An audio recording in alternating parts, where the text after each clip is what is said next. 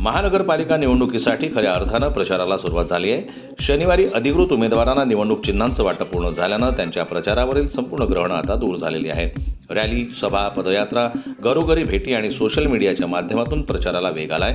कुणाच्या हाती नगाळा तर कुणाच्या हाती शिट्टी लागलेली आहे, तर कुणी बॅटवर चौके छक्के मारायला तयार आहेत.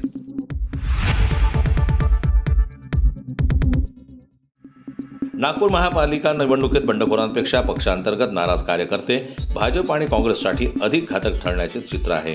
उमेदवारी न मिळाल्यानं तसेच स्थानिक पातळीवर डावलण्याच्या भावनेतून अनेक कार्यकर्त्यांनी सक्रिय प्रचारापासून दूर राहण्याची भूमिका घेतली आहे. अनेकांनी तर तिकीट वाटप प्रक्रियेत असलेल्या नेत्यांना पाहून घेऊची धमकी दिल्याची देखील माहिती समोर आली आहे. काही प्रभागांमध्ये ही नाराजी स्पष्टपणे दिसून येत आहे. त्यामुळे पक्षश्रेष्ठींना आता चिंता लागलेली आहे.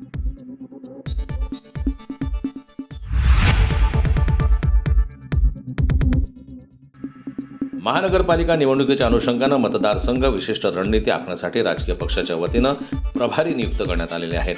या प्रभारींकडून विशेष रणनीती आखून त्यांच्या उमेदवारांना निवडून आणण्याचा चंग बांधला आहे. भाजप तसेच काँग्रेसनं आपल्या बड्या नेत्यांवर याची जबाबदारी सोपवली आहे. माजी आमदार गिरीश व्यास हे मध्य नागपूरसाठी भाजपचे प्रभारी आहेत, तर तिथेच काँग्रेसनं प्रदेश सरचिटणीस अतुल कोटेचा यांच्या खांद्यावर हा भार सोपवला आहे.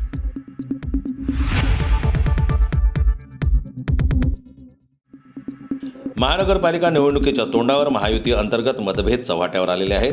नुकताच उपमुख्यमंत्री अजित पवार यांनी पिंपरी चिंचवड महापालिकेत भाजपावर भ्रष्टाचार केल्याचा आरोप लावला आहे. ज्यांनी माझ्यावर भ्रष्टाचाराचा आरोप केला त्यांच्यासोबतच आज मी सत्तेत बसलेलो आहो असा युक्तिवाद त्यांनी यावेळी दिला होता.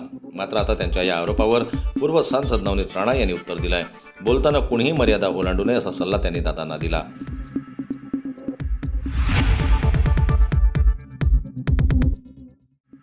अजित पवारांच्या आरोपावर आता भाजप नेत्यांकडून प्रत्युत्तर देण्याची मालिका सुरू झाली आहे. नवनीत राणानंतर आता भाजपचे प्रदेशाध्यक्ष रवींद्र चव्हाण यांनी देखील अजित पवारांबद्दल मोठं विधान केलं आहे.